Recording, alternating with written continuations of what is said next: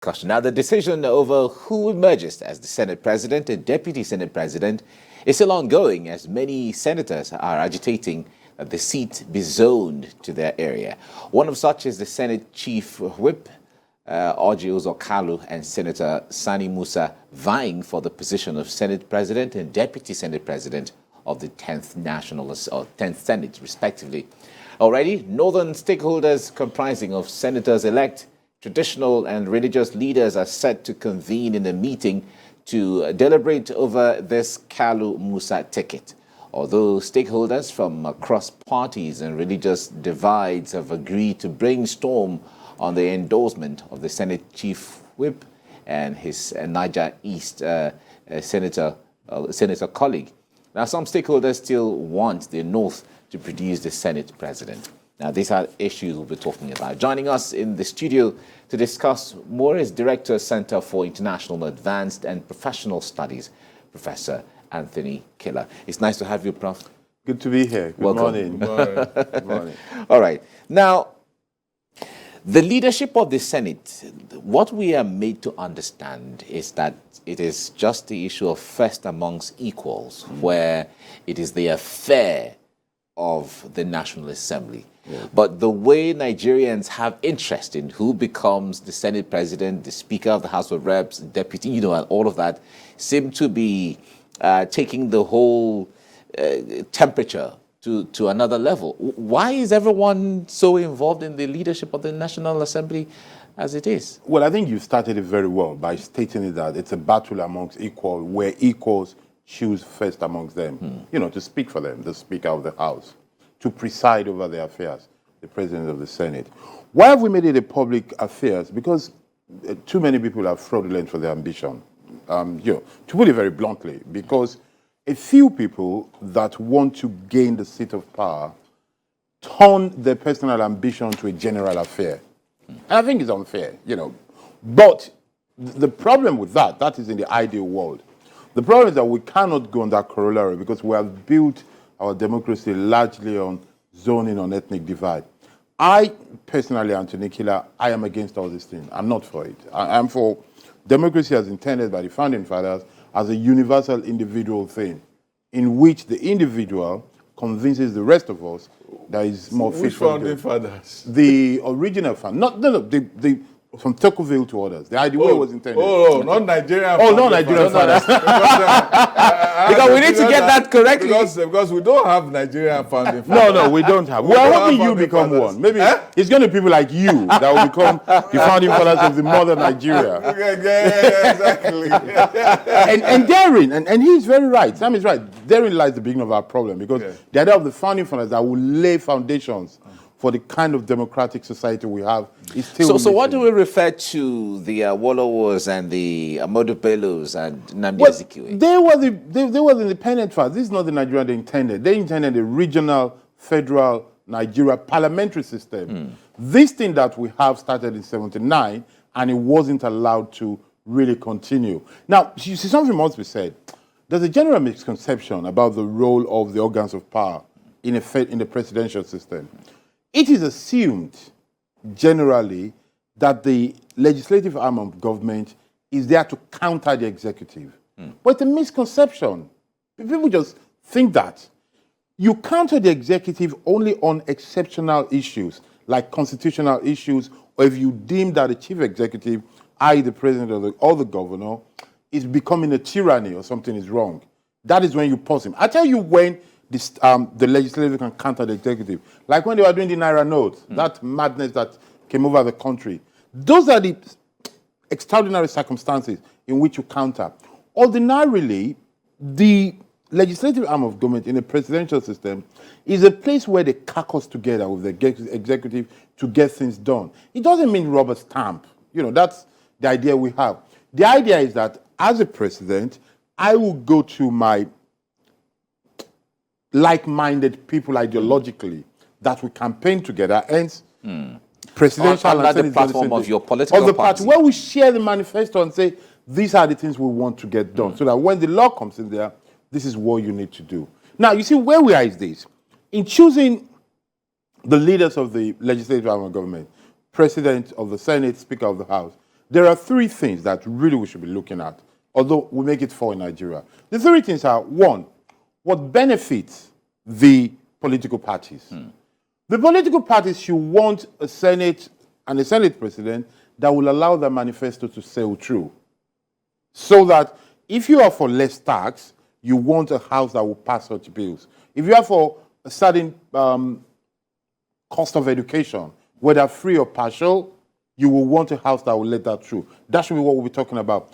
The elected executive, be it president, be it governor, in this state president, should be looking for a Senate president and a Senate and a House, generally, that will be able to work with him to make sure his own executive manifesto, to which, by the way, this president, when the president comes in, will be the most voted person in the country.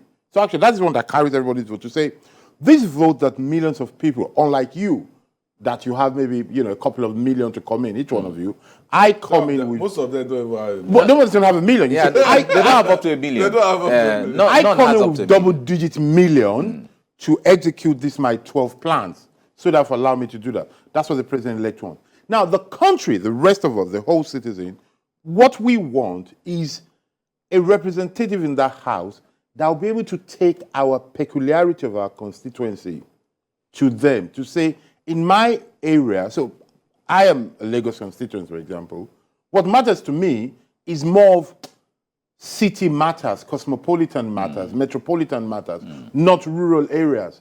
But my cousin, because I have a peculiar family, but my cousin who is somewhere in Zamfara has more issues, rural issues to deal with. So you see that even though we are families, we're both killers, our interests differ.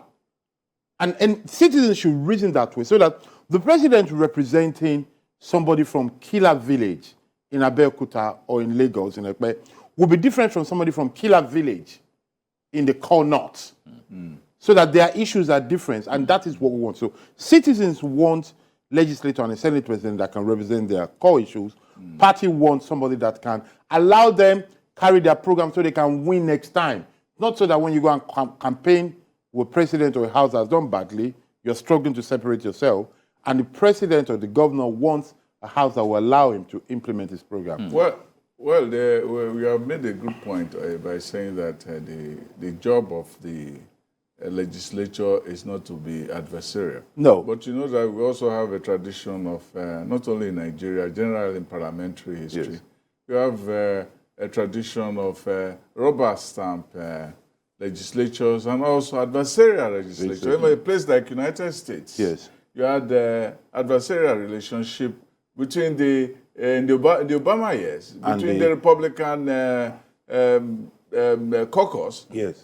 against Obama. In fact, Mitch McConnell held an inaugural meeting of his colleagues and How said, do we make our it fail? job is to make Make sure it that fail. this man fails. Yeah. You know that kind of thing. Yeah. Then you also have the tradition of loyal opposition. Yes. You know, where my job is to support you, but as a loyal opposition, I mean, I belong to your party, but when you go wrong, I will hold you to account. That's loyal opposition. I'm not attacking you because I want to bring you down. Yes. I'm just attacking you because I want to make you better. Absolutely. And it creates tension between them because nobody wants to be criticized, but they can work together with a sense of understanding. And we've seen that in the Buhari, the second term with the Gwajabiamila and Lawan, where in some cases they turned back the bills. Some of the and bills, said, no, this bill we cannot accept. Or during the time of NSAS, Gbaja stood and said, well, that's what he said. Especially Gbajabiamila, especially the speaker. Lawan was a bit... Yeah. He wasn't such sort of strong character. He was a bit more malleable. Yes. I think it's his nature. I don't know if it's his deeds. But the institution of the Senate itself stood in a matter of ways to say, okay, we can't get this. Allow this to go through. We can't get this done. Or even spoke to them, invited members of the legislature, of the government, and said, you have to come and answer these questions. Yes. These are going on in this country. Come and explain. And it must be done. Yes. I think two things we as a people, we need to look for two things. One is that more caucusing amongst the party. Because really, you have an opposition and you have a majority in Parliament. And if there shouldn't be, I shudder and sometimes I even cringe when I see this idea that the president is sending a bill blindly to the legislative arm of government. It shouldn't happen. We shouldn't be wasting time. Before you send the bill, you have and I advise the incoming government to have one, an interparliamentary minister or officer, in which you deal with. They usually have. They have. Well, they tend to be sleeping. Maybe they should put have. somebody who's more awake. Hopefully, they put somebody who's dynamic, who takes the job seriously, Yes. and gets results.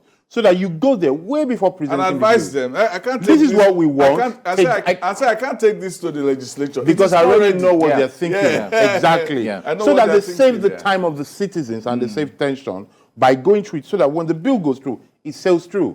Where there are debate, they'll be robust and they'll be clear to see. That is one of the things. But to the ethnic issue that people are bringing on, it is amazing that a vote that will be done by 109 people inside the room is being discussed by thousands of people outside the room. That is kind of anomaly we bring. I think now that the elections are over, citizens should take a step back and allow these people to test themselves. Because in an election of equals, where you become first among equals, your first hurdle is to be able to convince your peers, not put pressure on them from outsiders. Is to be able to make phone calls, send messages, call them, and say, I want it. I like the fact that we have ambitious people coming out who are declaring. I say Kalu, I say Akpabio, who have really come out to say, I want to do it. This is a new trend in Nigerian politics. Normally, people shy quietly. You know, it's the what's Madam Fudio principle of give power to the unwilling. Yeah. That's our way. But I think this is a modern way. It's like people going to post things on Facebook or social media. They want to be liked. Sarake wanted it and gathered these people and got it overnight. a coup. Exactly. That's another way to do it. That's another way to do it. All right, let's go on a short break. We'll be right back to continue on this. Stay with us on TVC Breakfast. All right, you're watching TVC Breakfast, and on this segment, we're looking at the agitation and all of the debate and conversations nationwide regarding the leadership of the National Assembly, the 10th National Assembly. Everyone has interests, but what would it be? And who are the forces? How would it play out? And what would it look like at the end of the day? So that's what we're discussing on this segment. We have Professor Anthony Kila here. He's helping us to make sense of all of these issues.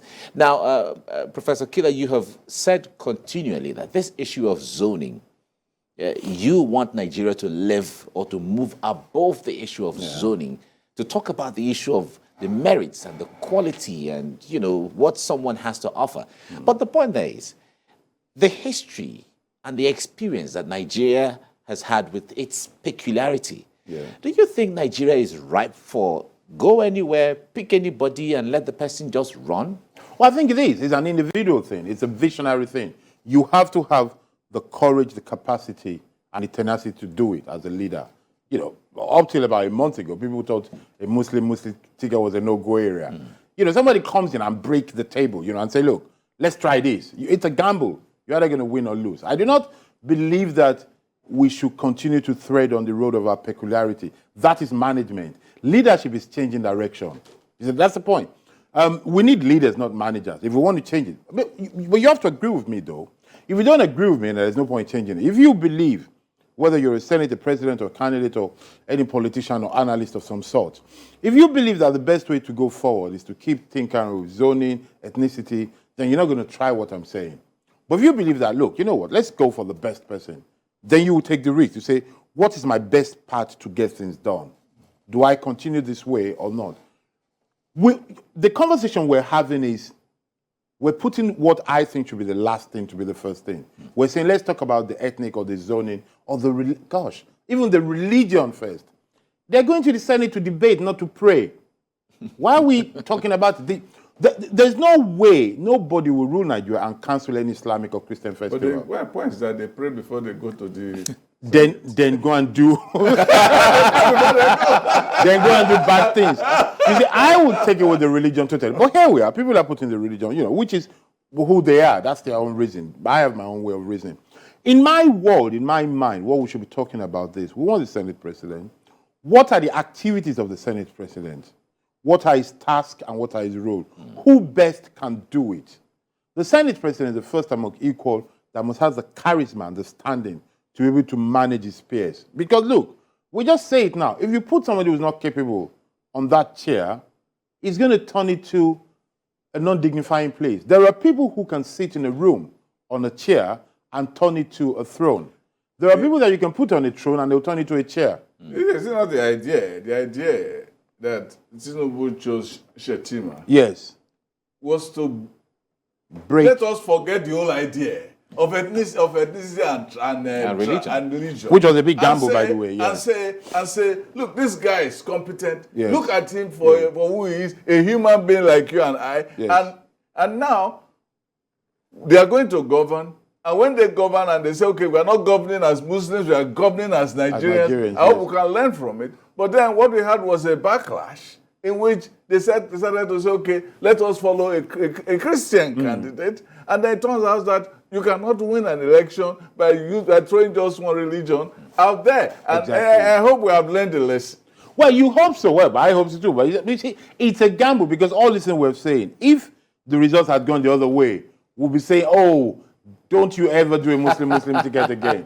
You know, this is the gamble of leadership. And what I am hoping for is that some of those people that want to run, you see, actually this is a strange thing, the way we're doing it. You see, normally, in a contest of peers, it is not the individual that go around saying, I want to run. Well, you know, which is fine because we live in an era now where people wish themselves happy birthday. That's a new thing that started about 4 or 5 years ago. Normally, it is people that wish you happy birthday, but I'm not saying people supposed to say, yes, I wish myself happy birthday to me. It still looks very, very funny. No, it's really, it's still strange. You are a Puritan. We're not talking about a Puritan. I just said that it's too corny. I mean, in the eyes of the contemporary, he's a Puritan. Exactly. That's the way the new world has gone. It's a vanity. And weakness, to be honest. That's the way the new world has gone to. Because you see, ordinarily, in an election of peer, what happens is this. We are all elected in the House. We're peers. We just want one person to represent us.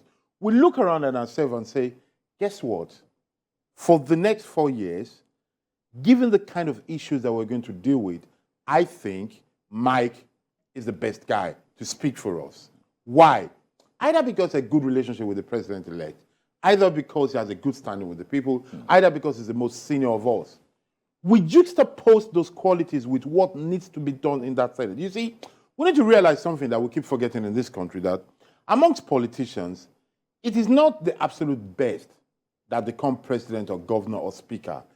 It should be the person that can represent that moment ideally. We all can be president. We all could be governors. It's just that who is the person that in this historic moment fits the bill to be able to tackle the issues? Comment the hour, comment the man. Yeah. Do somebody that can tackle the issues and speak the language of the moment. That is who you choose. So I think what senators, at least elected senators, should be doing is looking at themselves and saying, who do we want to lead us? The idea of going to public to do it is fascinating, but I do not think that's the best way. I think it's a very quiet thing. Now, I have advocated for transparency in a lot of issues, including the judicial issues. But this is one bit where I would still want it to be done in a dark room. But how do you do it in a dark room when everybody knows what's going on in the room? It's not so dark. I mean, we want to know what is going on in the room. Well, people like you, if you guys are going to cook the right food, we want to let us know the ingredients. Want to know the aroma. We want to see everything. What you're putting inside. And in fact, in the Nigerian situation, those inside the dark room are the ones who will send information out. Yeah, out there. This is what's going on now. This is what's happening now. I think it's immaturity. He has said this. She has said that. I think, but it's okay. I think it's okay for them to come out to be interested. What is going on, because these are people who will chaperone the affairs of the nation process within the next 4 years. So unless they are kicked out, of course. Like during the ambassador time, exactly. But this is the reality. They should be interested. But the thing, what we are seeing now is that the question I want us to address is this: why is it a reward? Is it supposed to be a reward? Or service. Or that's the question. Exactly. Exactly. Is it a An reward? amazing question there. Is it a reward or service? I think really it should be service, but in reality it's a bit of a reward because you're okay.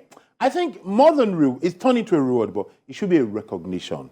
Okay. It should be more of a recognition to say How do you balance this exactly recognition, reward, and service. Okay, it's this way.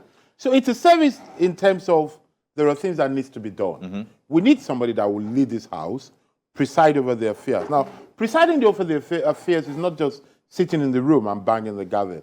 It's also the program, prioritizing what should be discussed today and what should not be discussed, and perhaps coordinating members of the committee. That is a service. That is a task that needs to be done. It becomes a recognition where we recognize that given your past activities and given your capabilities, you are the one that should cover this role. It's a recognition for you.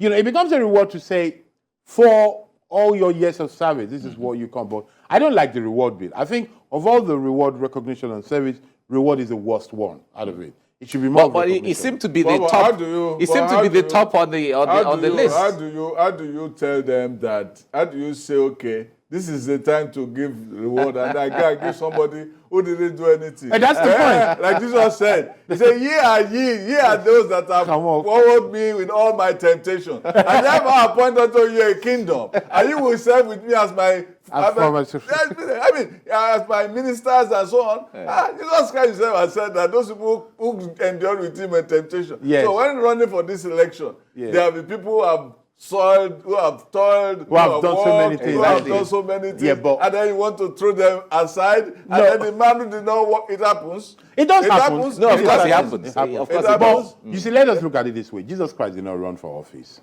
He came from above to just persuade all of us. He didn't run for office now. But he ran for office. Well, because he had to be a faithful, that's what they call him, the faithful servant. Yeah, but because he said, be ye faithful unto death, and I will give you the crown of life. So he has to be faithful unto death. To the very end. He wasn't before he got the crown. But the crown was not going to be given to him. Yes, but that is fine. But the point is, he didn't run for political.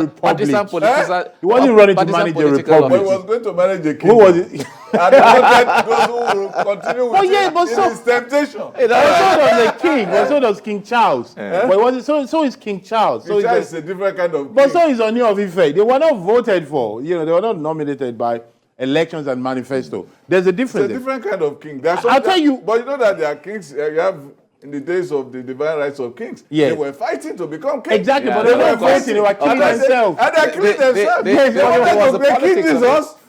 Because he became king. Well, I'm asking for both. You see, here's the point.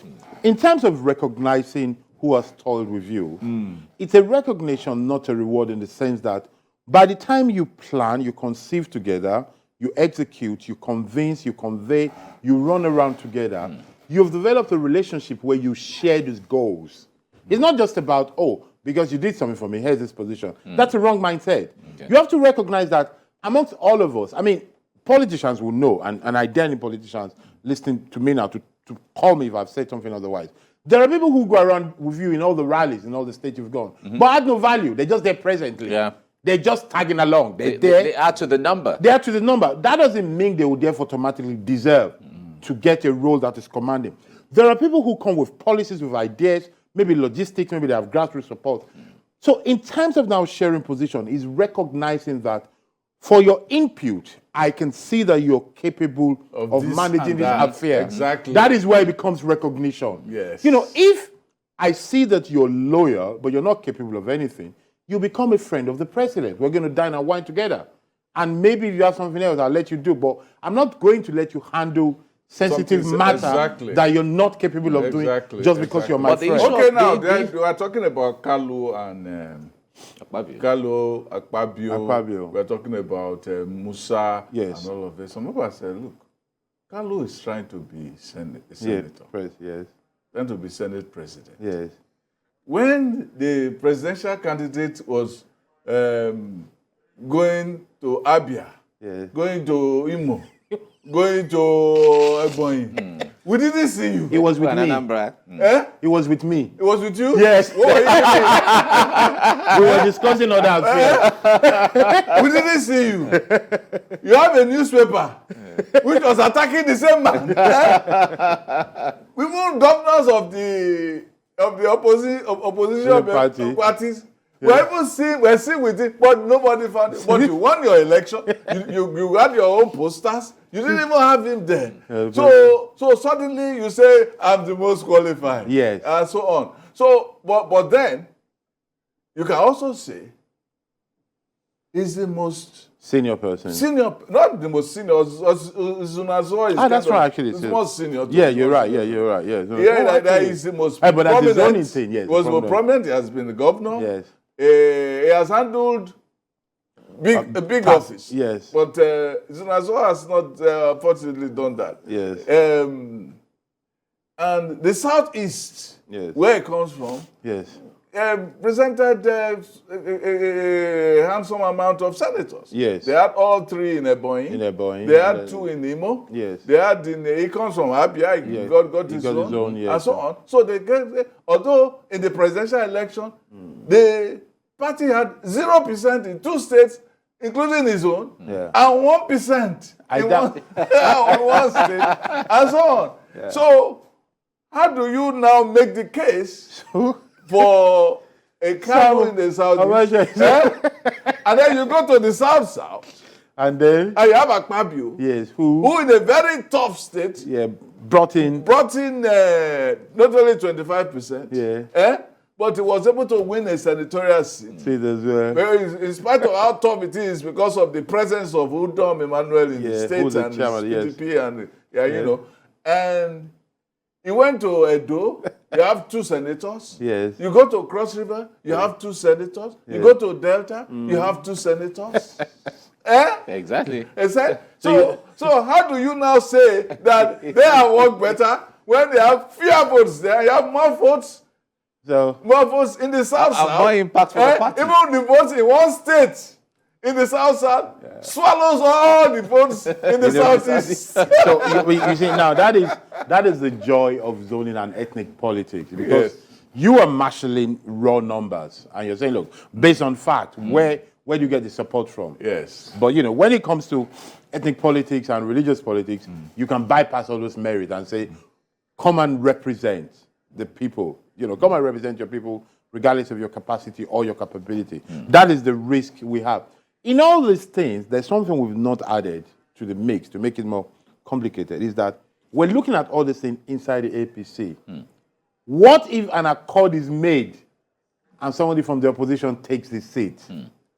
It sounds impossible, but I don't believe so. And by the way, It's not impossible. It's not impossible. Let me add my own peculiarity. I am for a system where the leaders of the legislative houses are open to all, including those in opposition. Because sometimes it makes good things. But it's open to all. It's open to all. No. But where people are allowed to, we've not had anybody from the opposition party say, I want to be Senate President, I want to be Speaker of the House. I think it would be good. Not in public. So we should watch out for that. Yeah. But I personally, for example, I would vote for somebody from the opposition to be leader of the House. Why is that? Because, you see, it gives institutional sense more than any other. Because if you have somebody from opposition who is the Speaker or the President of the House, he or she will know that, look, we're not majority in the country. We have to manage these things. I know my party doesn't like it, but that's what the law says. It forces you to build the institution. And then you realize that tomorrow, your party could go to the helm of affairs, and the other side could be the one controlling but a situation like that will create a platform where there's going to be antagonism and constant friction between the House and between the legislature and the executive in such a way that within the House itself. Exactly. I don't think so. To I argue not. distract the executive. I argue it wouldn't have to be. I argue it forces us or forces them to actually do things by the book, and that built institution.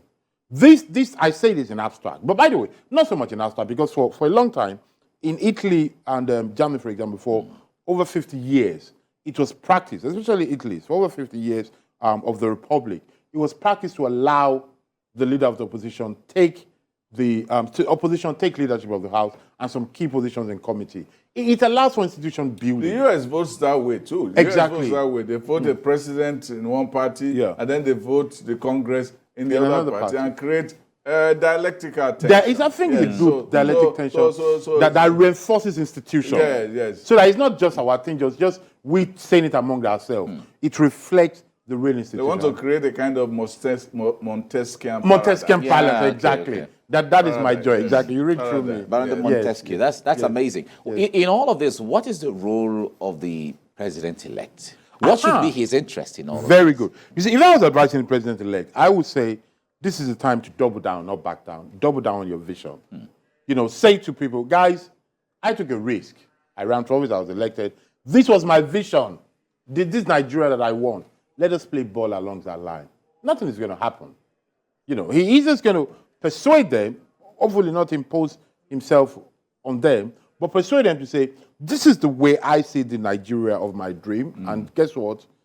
But that's what he has done. A few million people agree with me. Let's hear him say it. But he has said that's what he's doing. He actually right. He said that he doesn't want to impose any candidate on the National Assembly, and as a Democrat to make them decide who he is. But all he wants, I hope he's not all he wants is that, you know, he held a meeting when he came back from Paris, and he said, we want the party to think as one. Yes. That the party should now rally around anybody that they support as one. He has not come out to say, this is the one I want. Exactly. Oh, no, he's not going to say He's not going to say we had a lot of those things on social I'm not media. for anybody. Yes. But some people are just saying things that he has not even given a hint of at all. Of course. Yes. Well, two things though. One, I hope that he's not going to hide his head in the sand in this process. Of course, he cannot say, I'm for Akpabio, I'm for Kalu, I'm for Kila, I'm for Martin. But he says, I'm for APC. He's not going to say, exactly. But now, really, personally, should stop being for APC. He should start being for Nigeria. He should start being for Nigeria in an APC way. That's what he said. That is what I like. Be for Nigeria in an APC way. That's what he said. And what he needs to do, I argue that he needs to say, for me, the leader of the Senate should look like this and like this, without making a name. Get me somebody who can do this ABC. That is what I want. All right. It's a good place to wrap it up now. At least we know Sam is not in the Senate. He's not going to be Sam Amache. That is one thing we're sure of. Yes. I'm not going to be Killer too. There you go. All right, so I'm going to be the balance between the two then. Yes. Maybe It's we'll amazing. give it to him. Maybe give it to Mike at this point. All right, thank you so much, Professor Anthony Kila. Thank you for coming on the program. Really appreciate you.